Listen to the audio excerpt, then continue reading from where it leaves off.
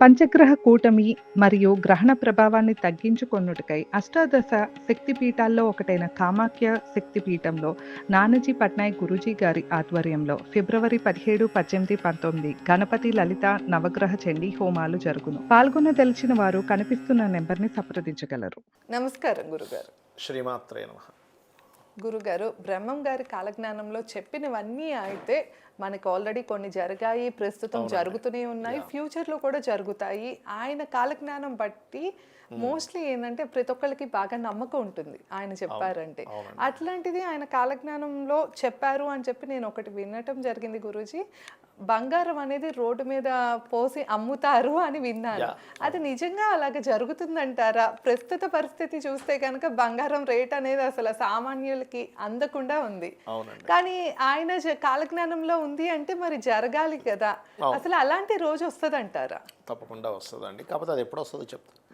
అయితే ఇప్పుడు పెరుగుతున్న బంగారం మళ్ళీ తగ్గడం మళ్ళీ పెరగడం అనేది మల్టిపుల్ టైమ్స్ జరుగుతుంది.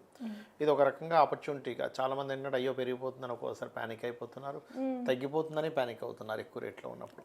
కాకపోతే నేనేమంటానంటే ఈ పెరుగుదల తగ్గుదల అనేటువంటిది జూన్ వరకు కంటిన్యూస్గా ఉంటుంది. నేను చాలాసార్లు చెప్పాను, మరీ చెప్తున్నాను.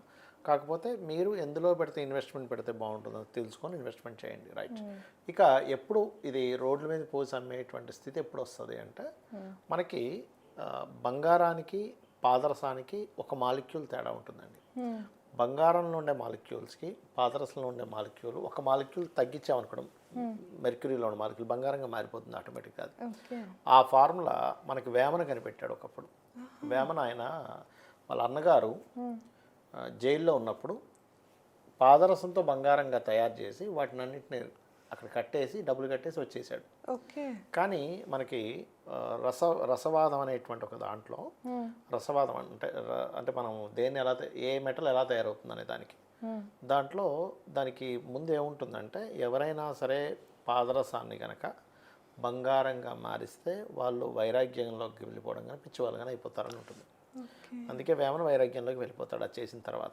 అంతకుముందు వరకు వేశ్యాలోలుడు ఆయన బాగా. దాని తర్వాత ఆయన అలా అయిపోయి దాని తర్వాత వేమన పద్యాలు మనం చూస్తూనే ఉంటాం. అవన్నీ ఒక రకమైన వైరాగ్యంలోకి వెళ్ళిపోయాడు. అలా ఏంటంటే ఏదైనా ఒక సిస్టమ్ కనుక నిజంగా మనకి మెర్క్యూరీని ఒక మాలిక్యూల్ ఎలా తీస్తే అది బంగారంగా మారుతుందనే ఫార్ములా కనుక తెలిస్తే అప్పుడు గోల్డ్ అంతా ప్రొడ్యూస్ చేయొచ్చు. అప్పుడు అసలు మనం రాసులు పోసి కూరగాయలు అమ్మినట్టుగా అమ్ముతారు. ఆ రోజు కనుక వస్తుందని కూడా అనుకుంటున్నాం మేబీ ఫ్యూచర్లో, ఎందుకంటే బ్రహ్మంగారు చెప్పారు కాబట్టి. కాబట్టి ఇప్పట్లో రాదు, అది ఇట్ టేక్స్ టైం, చాలా టైం పడుతుంది. అండ్ అట్లాగే మనకి ఆస్ట్రాలజికల్గా అంటే మనకి శాస్త్రాలు ఏం చెప్తున్నాయంటే ఇప్పుడు మనకు భూమి మీద దొరికే బంగారం భూమి మీద కాదు, ఇది గురుగ్రహం నుంచి వచ్చినటువంటిది అని చెప్తూ ఉంటారు. అందుకే గురుగ్రహానికి తారాదేవికి సంబంధం ఉంటుంది. అందుకే తారా విద్య ఎవరైతే సాధన చేస్తారో వాళ్ళకి బంగారం వద్దన్నా వస్తూనే ఉంటుంది. వాళ్ళకి ఏదో రూపంలో గిఫ్ట్ రూపంలోనో వాళ్ళు సంపాదించుకోవడమో కొనుక్కోవడమో. ఇంకా బాగా సాధన చేసిన వాళ్ళకైతే డైరెక్ట్గా తారాదేవి ఇస్తూ వెళ్తుంది రోజు. కాకపోతే చాలా హయ్యర్ లెవెల్లో చేయాలి తారా సాధన. బంగారాన్ని ఇచ్చే దేవత ఇస్ తారా. ఓకే, అంటే మామూలుగా అయితే నిత్యం కొలుసుకోవచ్చు, ఇంట్లో చేసుకోవచ్చు అంటారా? చేసుకోవచ్చు. బీజాక్షరాలతో సంబంధం లేకుండా మీరు బంగారాన్ని బాగా సంపాదించాలంటే తారమంత్రం ఉంటుంది. అసలు బీజాక్షరాలతో సంబంధమే లేదు. అది తారే తుతారే తోరే స్వాహ అంతే. ఓకే, ఎన్నిసార్లు అంటారు? తారే తుతారే తోరే స్వాహ, తారే తుతారే తోరే స్వాహ. మీరు చేసి చూడండి, అసలు మీరు షాక్ అవుతారు.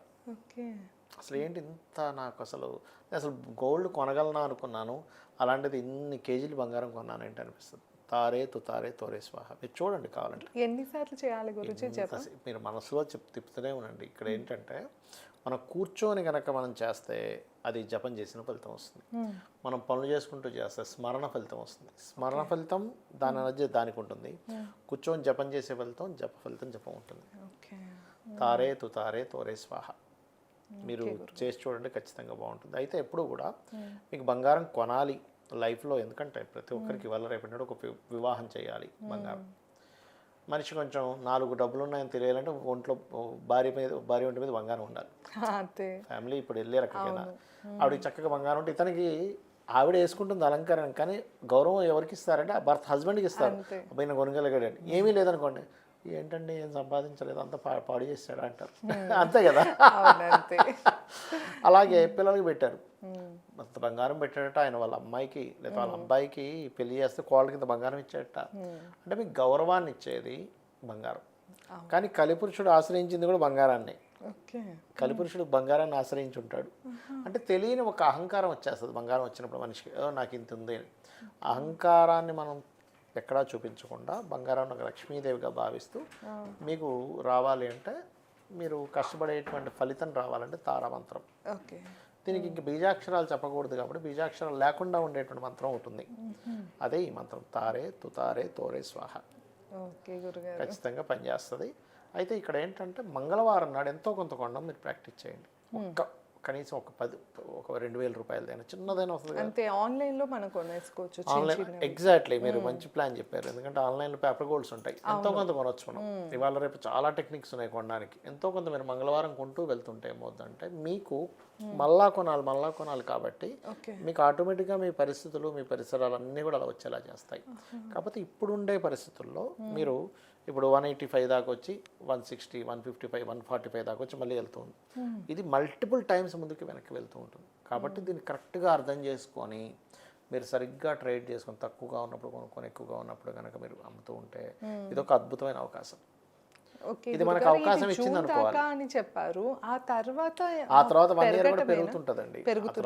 ఇంత ఫ్లక్చుయేషన్స్ ఉండదు, ఇంత ఫ్లక్చుయేషన్ ఉండదు. కానీ డ్రాప్ అయితే ఉండదు అంటారు, పెరగటమే జూన్ తర్వాత పెరుగుతుంది. అయితే నేను అనేది ఏంటంటే ఒకటే, ఎప్పుడైనా మిథున రాశిలో జూపిటర్ ఉన్నప్పుడు మనం గతంలో కూడా చెప్పుకున్నాం, సేమ్ హిందువులు గొడవలు పెట్టుకుంటారని ఇట్లాంటివి. అలాగే వీటన్నిటికంటే ఇంకా ముఖ్యంగా మనం ఆల్రెడీ గతంలో చెప్పాను, మళ్ళీ చెప్తున్నాను. ఎందుకంటే వాయుతత్వంలోకి అన్ని గ్రహాలు వస్తున్నాయి కుంభరాశిలోకి. సిగ్నల్స్ ఉంటాయి చూసారా మనకి, ఏవైతే ఫోన్ సిగ్నల్స్ అనుకోండి, ఈ సాఫ్ట్వేర్ రిలేటెడ్ సంబంధించినవి ఏవైతే మనకి ఆన్లైన్ సంబంధించింది, సిగ్నల్ సంబంధించింది, వీటికి డ్యామేజ్ అవుతుంది. ఫోన్ సిగ్నల్స్ అనుకోండి, ఇంటర్నెట్ సిగ్నల్స్ అనుకోండి, ఏదైనా శాటిలైట్ నుంచి ఇక్కడికి వచ్చేటువంటి వాటిలో అంటే కొన్ని ఇబ్బందులు జరగనున్నాయి ఫ్యూచర్లో. ఇది ఆల్రెడీ నేను 6 months బ్యాక్ చెప్పాను, మళ్ళీ గుర్తు చేస్తున్నాను. ఎందుకంటే వాయుతత్వ రాశుల్లోకి అన్నీ వస్తున్నాయి కాబట్టి. వాయుతత్వ రాశుల్లోకి వచ్చినప్పుడు ఏమవుతుందంటే, సర్వసాధారణంగా మనకి వాయువులో ఒక రకమైన ఇది రావడం, సిగ్నల్స్ పరంగా ఇబ్బంది రావడం, అది ఒక్కోసారి ఫ్లైట్ సిగ్నల్స్ కూడా కోల్పోవడం జరుగుతుంటుంది. ఎందుకంటే ఫ్లైట్స్ కూడా సిగ్నల్స్ ఆధారంగానే వెళ్తూ ఉంటాయి. సిగ్నల్స్తో పనిచేసే ప్రతి ఒక్కటి కూడా మధ్యలో అంతరాయం జరిగి దానివల్ల కొన్ని ఇబ్బందులు రానున్నాయి. గోల్డ్ ఒకటే కాదు, ఇట్లాంటివి కూడా జరుగుతాయి. బికాజ్ ఆఫ్ నెక్స్ట్ సంవత్సరానికి రాబోయేటువంటి అధిపతి కూడా గురువు అవుతున్నాడు.